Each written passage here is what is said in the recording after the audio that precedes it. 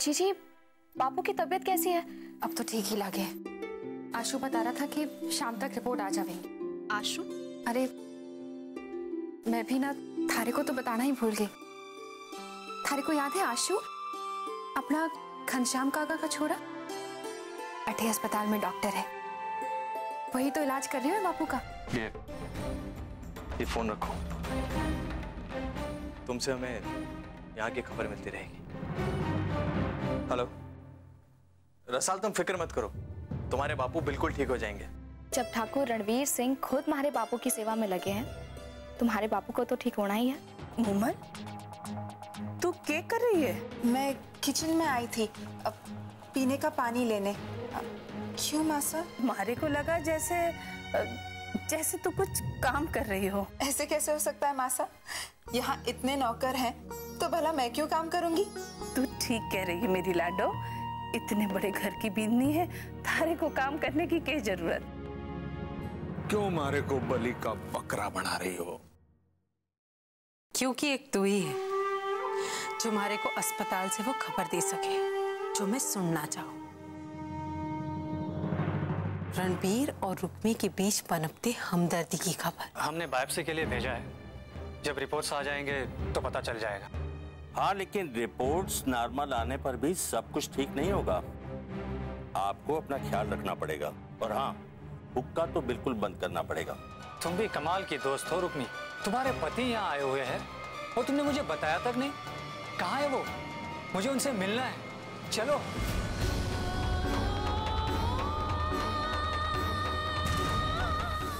ठाकुर साहब आए हैं ना, चलो मिलवाओ मुझे उनसे। कैसे मिलवाऊं मैं थारे को अपने बीन से आशु? कैसे बताऊं कि सच के है? क्या हुआ रुक्मी, तुम इतनी परेशान क्यों हो? कुछ ना। रुको रुको, क्या हुआ?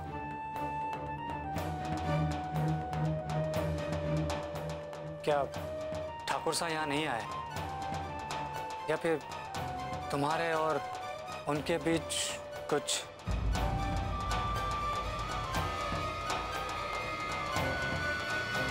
या फिर तुम मुझे उनसे मिलाना नहीं चाहती?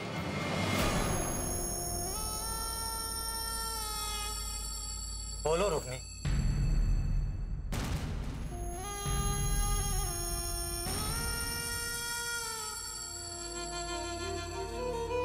बोलो रुक्मी।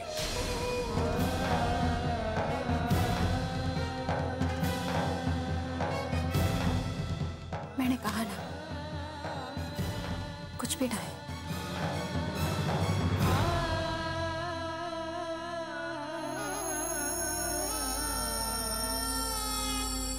लेकिन तुम्हारे चेहरे से तुम्हारी परेशानी साफ नजर आ रही। क्यों झूठ बोल रही हो तुम मुझसे? क्या छुपाना चाहती हो? ऐसा कौन सा सच है जिसे तुम सामने नहीं लाना चाहती हो? प्लीज रुक्मी, मैं दोस्त हूं तुम्हारा, तुम्हें इस तरह परेशान नहीं देख सकता।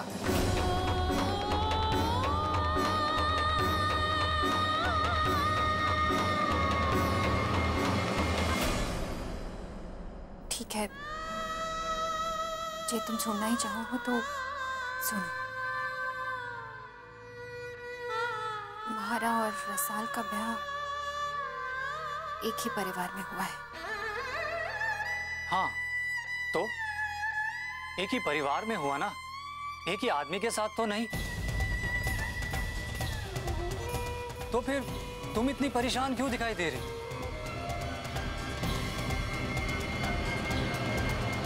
बोलो रुक्मी, इसका क्या मतलब है?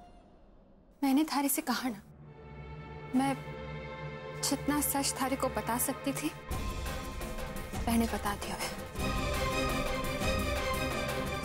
जे तू अपने आप को हमारा सच्चा दोस्त माने है तो हमारे से इससे ज्यादा और कुछ ना पूछना। मैं बस इतना ही कह सकूं कि हर सच को उजागर होने का हक ना होवे। कुछ सच पर्दे के पीछे ही रहे, उसी में उनकी लाज हो गए।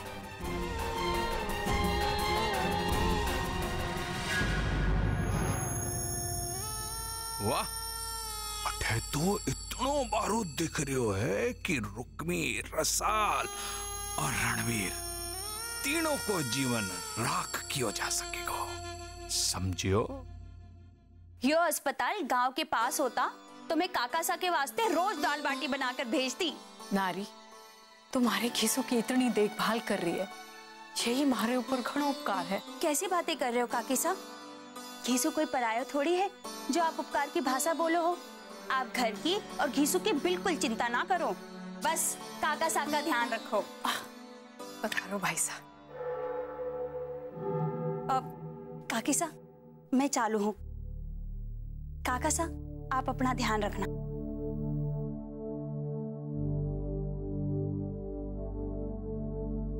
जी, आपने इतनी दूर आने का कष्ट क्यों कियो?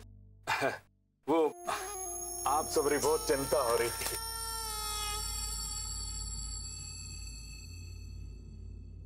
वैसे तो बड़े ठाकुर साहब भी आने वाले थे, पर उनको कोई काम आ गया।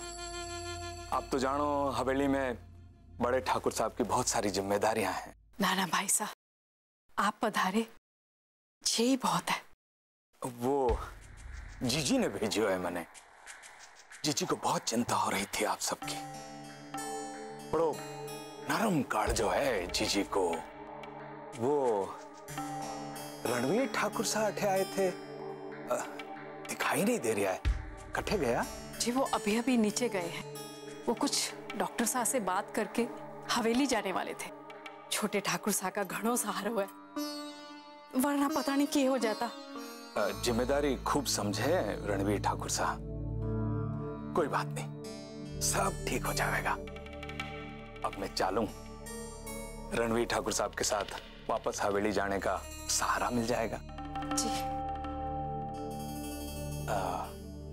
मदन ठाकुर साहब, आप अपनी तबीयत रो ख्याल रखजो। मैं चालूं।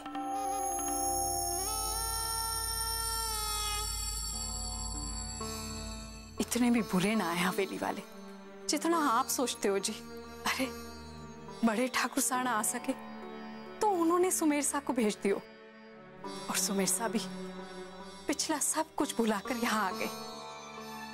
अरे उनके चेहरे पे आपकी चिंता साफ झलक रही थी। अरे इसके यहाँ आने के पीछे भी जरूर कोई न कोई कारण होएगा। बिना स्वार्थ के तो ये किसी के यहाँ ना जावे। पर मारे को एक बात समझ में ना आवे कि मारे अपमान का कोई भी मौका ना छोड़ने वाला हटिया कर मारे लिए हमदर्दी का एक जिता रहा था। आप भीना जी मन में टेढ़ काई रखो। अरे छोरी के सासरे में ऊंच नीच तो हो भी है ना, और मने तो झूठी हमदर्दी ना लगी। अरे इसे गिरगिट की तरह रंग बदलना खूब आवे है।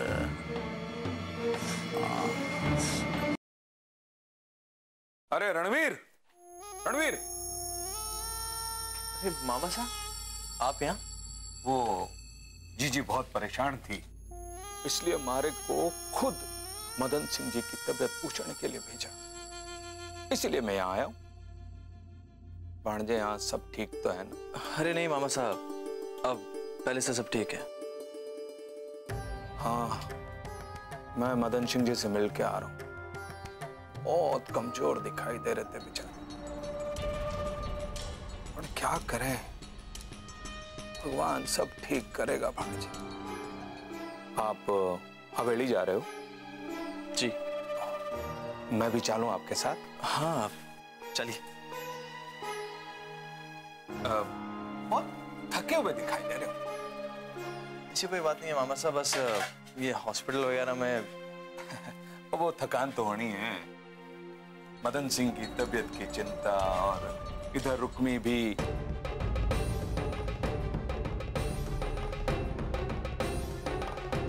भांजे, रुक्मी का यहाँ के डॉक्टर के साथ कुछ सॉलिड जान पहचान है क्या? क्यों? नहीं, वो ऐसे ही जब मैं अठे आयो तो रुक्मी और डॉक्टर हाथ में हाथ दे के बात कर रहे थे। मारे को देख के या फिर ना भी देखा हो, रुक्मी ने चटक के हाथ दूर कर लिया।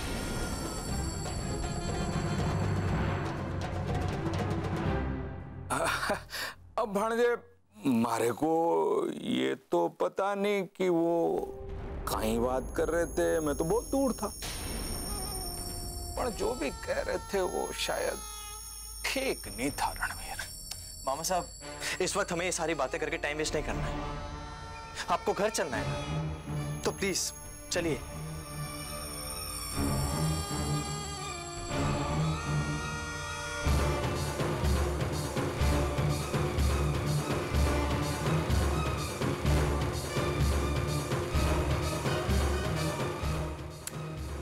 मामा साहब गाड़ी तक चलिए, मैं अभी आता हूं।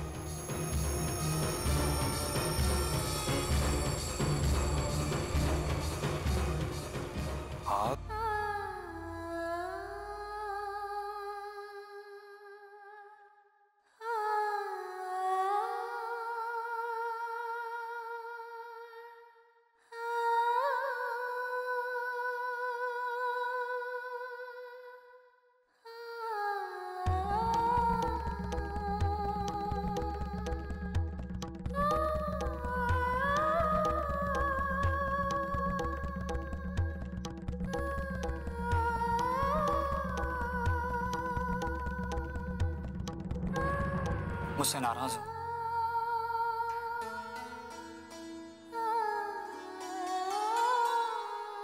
मैं तुम्हें परेशान नहीं करना चाहता था रुक्मी, मैं तो सिर्फ सच जानना चाहता था। तुम्हारे मना करने के बावजूद भी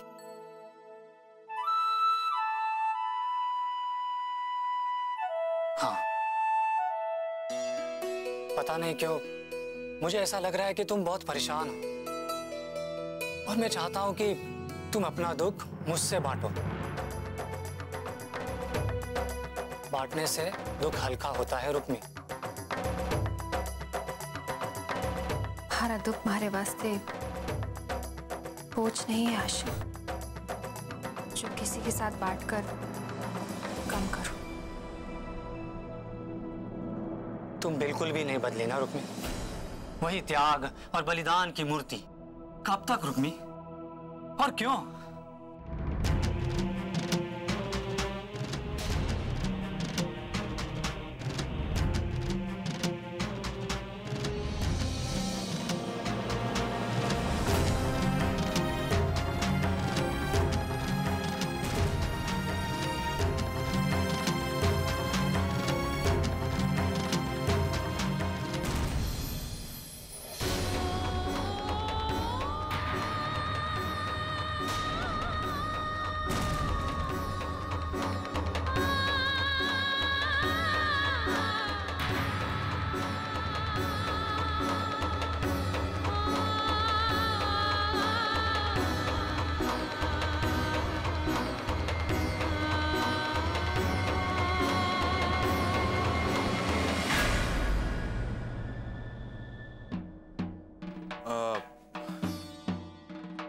ये रिसिप्ट देना भूल गया था, इसलिए चला गया।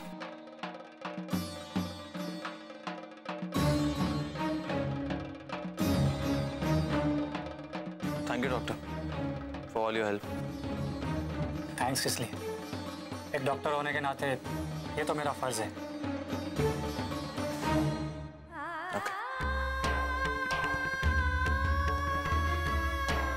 रुक्मी, ठाकुर साहब कुछ परेशान से लग रहे थे ना?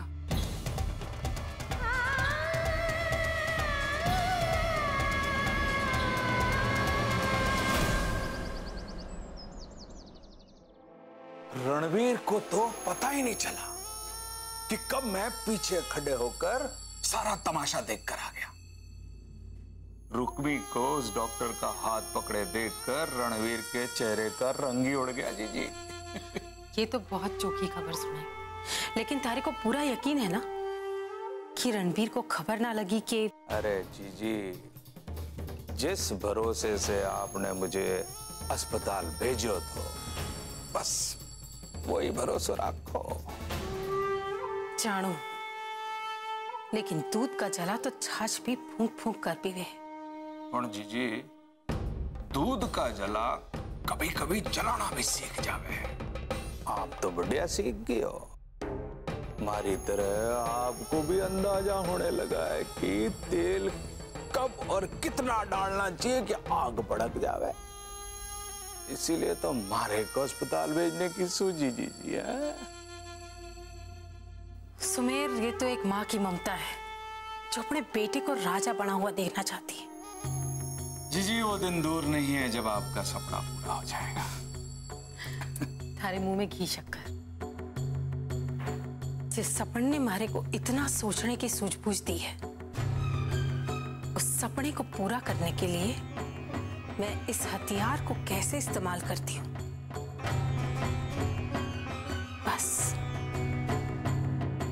बस देखते जाओ। समझो।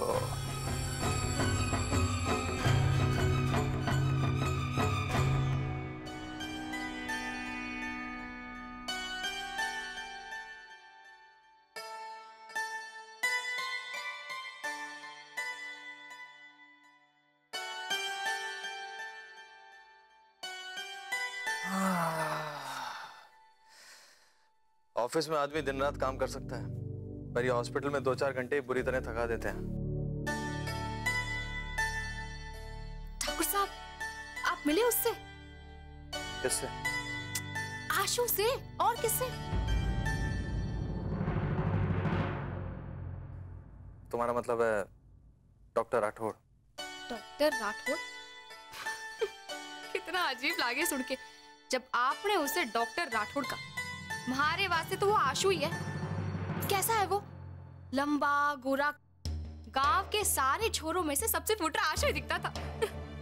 जानो ठाकुर साहब, जब भी हम सब साथ में घर घर खेलते थे ना, हम आशु और जीजी को बींद और बीनड़ी चढ़ाते थे, और फिर जीजी तो ऐसी शर्माती थी जैसे उसकी बीनड़ी बन गई। और शट अप रसाल।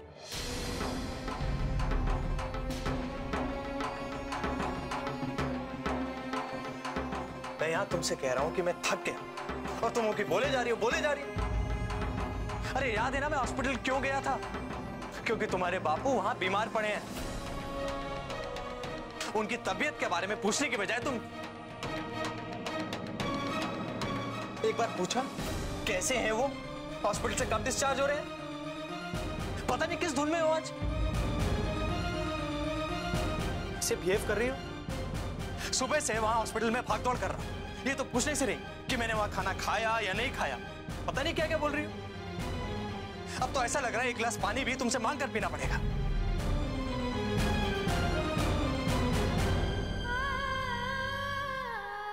अब कहां जा रही हो? आपके वास्ते पानी लाने। कोई जरूरत नहीं पीना मुझे पानी। ठाकुर साहब,